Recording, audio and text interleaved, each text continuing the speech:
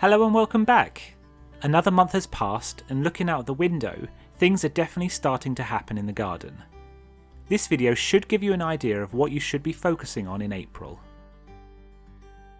Let's start indoors and in the warm. You can sow tomatoes and sweet peppers and keep them on a sunny windowsill to give them a head start for when the long hot days arrive. You can also get the larger seeds started indoors.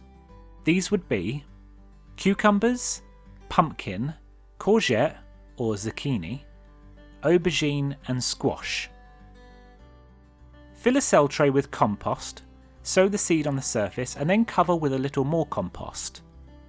Don't let the compost dry out, and in a couple of weeks you should see strong seedlings starting to burst forth. Once these are a few inches tall, they can be moved onto a larger pot to give the roots more room to spread.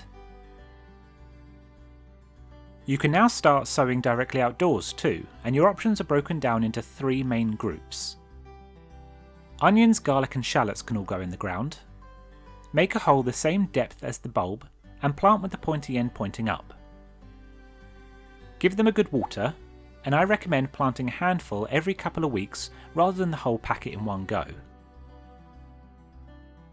Next are the hardy roots. Beetroot, turnip, carrots, radishes and parsnips can all be sown. Make a shallow ditch in the soil, sprinkle the seeds in and then cover again. Give them a good water, and if you have some frosty nights ahead, protect them by laying a fleece on the surface and spiking it down, or placing stones at the corners. Roots can stay in the ground longer than most other vegetables, so maybe get them all going at once. You can also sow leeks and cauliflower in the same way, but these will need thinning down and can wait until next month if you're worried about frost. Last are the leafy greens. Lettuce leaves and spinach can be started now and will take about 8 weeks to mature, and by sowing a fresh batch every month you can have greens right up to November and December.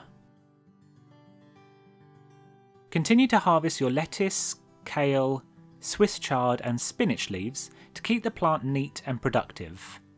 And this is the same with sprouting broccoli. When they start to grow new leaves, start liquid feeding fruit trees every 2 weeks now until after harvesting. CHIT A second round of potatoes in a light location, which will extend your potato harvesting later in the year. Try to keep on top of weeding.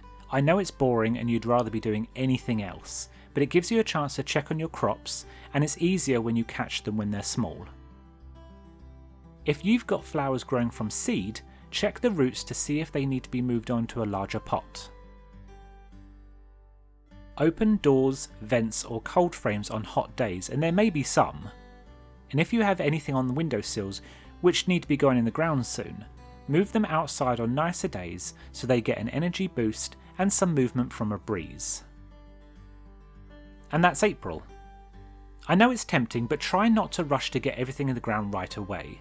A few weeks in spring really won't make a big difference, and you can risk losing everything to a frosty few nights. Sow little and often to extend your harvesting later in the year, and it's a good time to do a seed swap with your friends and family too, to make sure you have everything you need for the summer. Speaking of friends and family, thank you to the supporters of the channel who make these videos possible.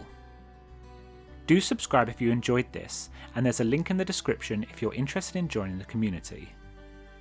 Here are a few other videos you may be interested in.